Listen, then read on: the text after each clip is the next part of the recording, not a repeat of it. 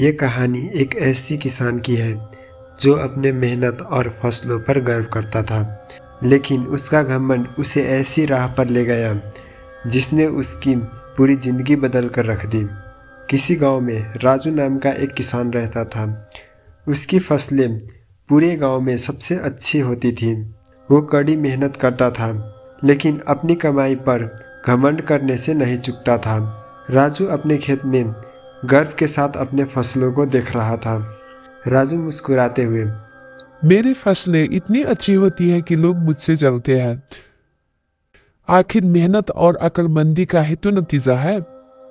गांव के कुछ किसान उसके पास आते हैं। राजू, तुम्हारी फसलें तो सच में बहुत अच्छी है। क्या तुम हमें भी अपनी खेती के तरीके सिखाओगे? मेरे तरीके सीखने के लिए पहले मेरे तरह मेहनत करो। हर कोई मेरे जैसे नहीं बन सकता।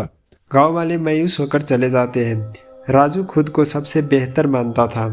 राजू अपने खेत में काम कर रहा था।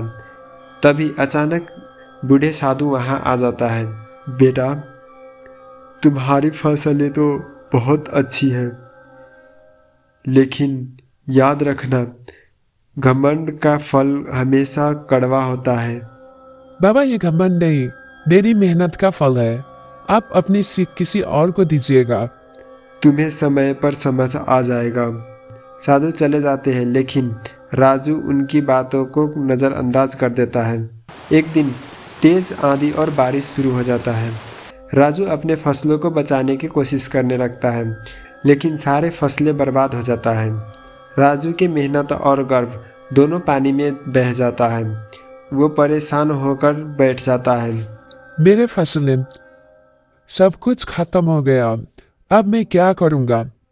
गांव वाले राजू के पास आते हैं। हम सब एक साथ मिलकर तुम्हारी मदद करेंगे। यही तो गांव की ताकत है। राजू को अब समझ में आया कि उसके घमंड उसे कहीं नहीं ले जाएगा। सहयोग और विनम्रता ही असली ताकत है। कुछ महीनों बाद राजू गांव वालों के साथ मिलकर फिर से खेती करता है। इस बार वो सभी का मदद करता है और मदद भी लेता है। आज मैं समझ गया कि घमंड का कोई मतलब नहीं। हमें एक दूसरे के साथ मिलकर काम करना चाहिए। इस घटना ने राजू को बदल दिया। अब वो एक घमंडी किसान नहीं, बल्कि गांव के सबसे विनम्र और सहयोगी किसान बन गया। ये कहानी हमें सिखाती है कि घमंड से कुछ हासिल नहीं होता। विनम्रता और साथ मिलकर काम करने से ही असली सफलता मिलता है।